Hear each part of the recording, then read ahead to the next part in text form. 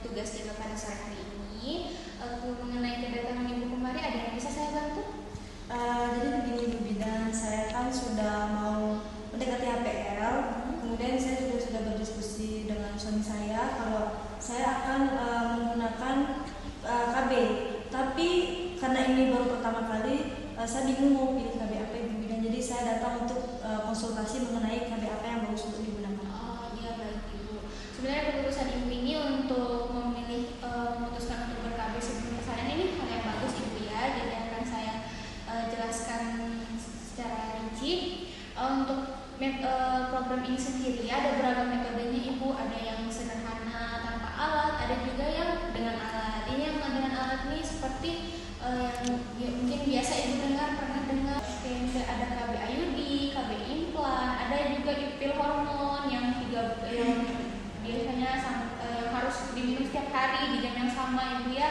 Ada juga metode sederhana nih Ibu, seperti misalnya kalau misalnya pas senggama suaminya bisa pakai kondom, atau juga Ibu bisa pakai metode kalender yang biasanya akan Ibu cek siklus menstruasi Ibu nantinya setiap bulan. Ada juga yang namanya dengan metode suhu tubuh Ibu.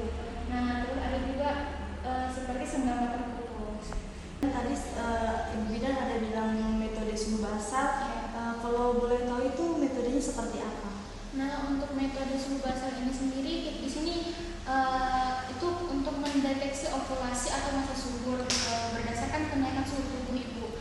Nah, singkatnya begini. Jadi saat mendekati masa subur nanti biasanya itu suhu tubuh kita itu akan naik biasanya dari 0,2 derajat sampai 0,5 derajat. Biasanya di sekitaran suhu 36,2 sampai 36,5 begitu ya. Nah, dan ini metode suhu tubuh basal ini Ibu akan cek terus setiap paginya, setiap hari di jam yang sama segera setelah bangun tidur. Nah, nanti untuk penggunaannya biasanya dia ada memakai grafik, dan itu yang akan Ibu isi setiap pagi untuk mendeteksi suhu tubuh setiap paginya. Biasanya kalau misalnya setelah ovulasi itu suhu akan naik biasanya selama 3 hari berturut-turut. Nah, di sekitaran 0,2 sampai naik itu 0,2 derajat sampai 0,5 derajat. Nah, yang perlu diperhatikan dari metode ini sendiri Ibu, dia harus konsisten karena Ibu akan selalu mengecek setiap pagi di jam yang sama segera setelah bangun tidur. Dan juga untuk grafiknya sendiri itu dia seperti ini Bu ya. Ibu bisa lihat ini, Ibu bisa lihat nanti di sini ada untuk tempat tanggalnya, dan ini suhu, ini angka suhunya, dan ini yang akan Ibu isi seperti mengisi titik di setiap suhunya. Nah, dan ini akan Ibu isi setiap pagi. Baik Ibu, dari penjelasan Ibu Bidan tadi sepertinya saya tertarik menggunakan metode KB suhu tubuh ini. Jadi apa saja kekurangan dan kelebihan dari metode ini? Oke Ibu, pertama saya akan jelaskan kelebihannya terlebih dahulu, di mana metode ini dia karena dialami jadi dia tidak memiliki efek samping yang signifikan seperti metode KB modern yang lain seperti suntik hormon atau pil hormon, IUD atau implan. Nah, terus yang kedua, dia tidak memakan biaya yang banyak Ibu, bahkan dia tidak memakan biaya sama sekali.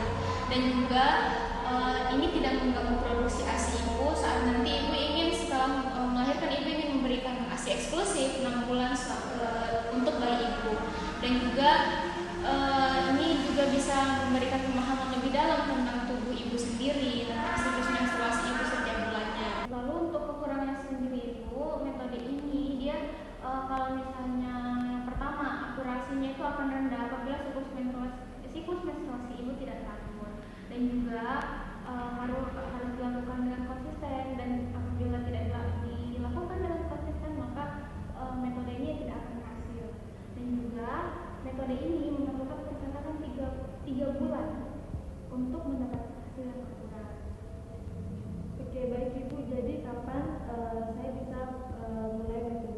menggunakan